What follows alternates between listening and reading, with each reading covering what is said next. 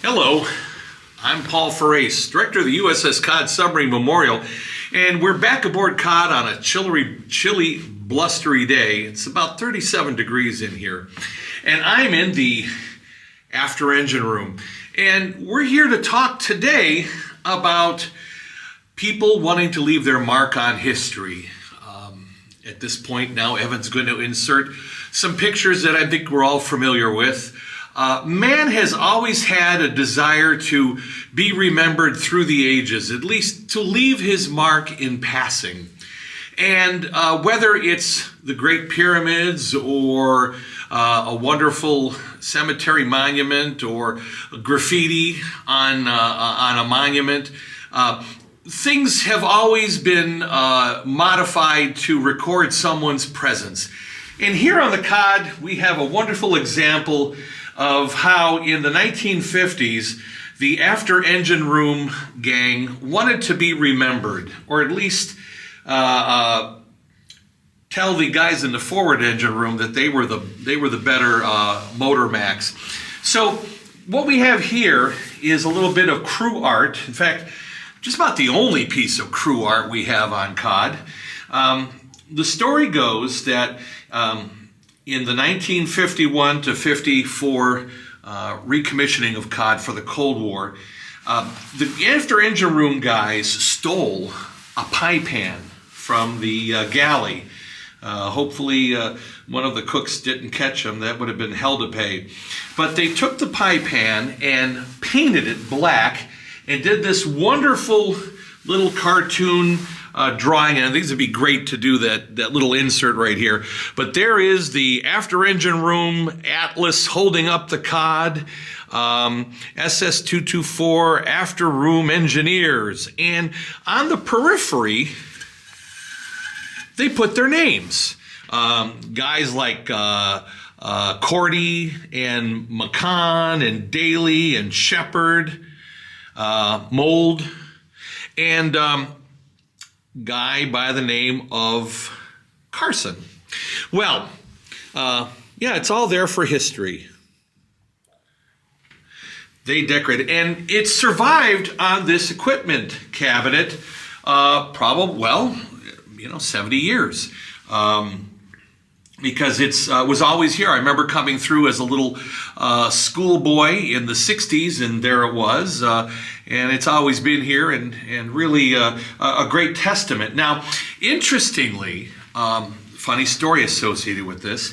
In the 1990s, when we started working with our friends aboard other submarines, a curator from the Bowfin was really delighted by this unique piece of crew art, but it was a unanimous opinion that this is really very valuable and shouldn't be out for anybody to touch like that. And they got me to think, well, perhaps there was something to what they were saying.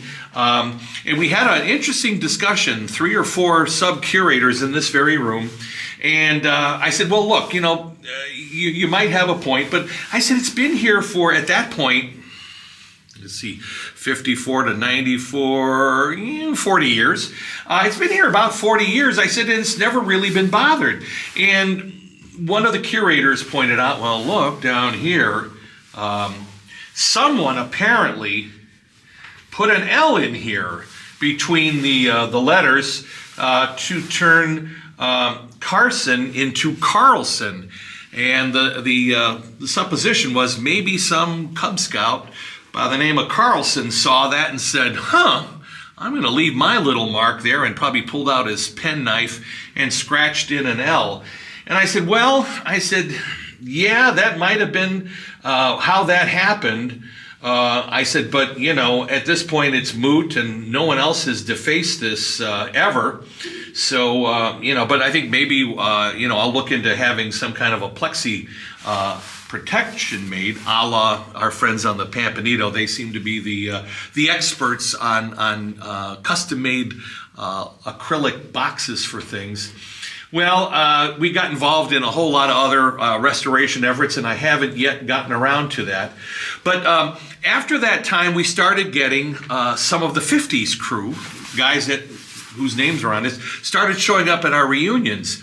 And of course, they were all very proud of that. And we were gathered around this and, taking pictures. And they were just amazed that their artwork still existed here on board the boat. And I said, well, frankly, it always will.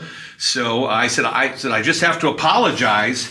I said, whoever scratched the extra L in here to turn Carson into Carlson, I said, that's about the only damage it suffered. And Mr. McCon said, that wasn't a Cub Scout.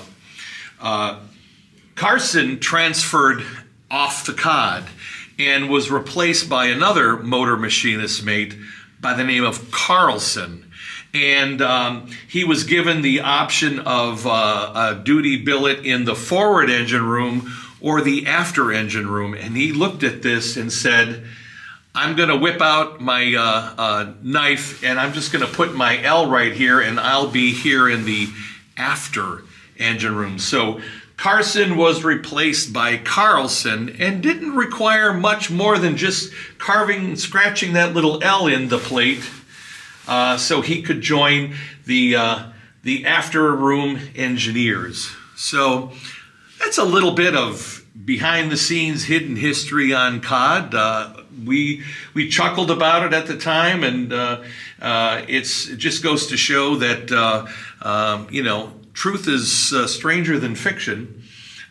So remember, hit the like, the notification bell, tell your friends, share this channel with them so we can grow, and hit the notification bell. And we'll be back with more interesting content. Thank you.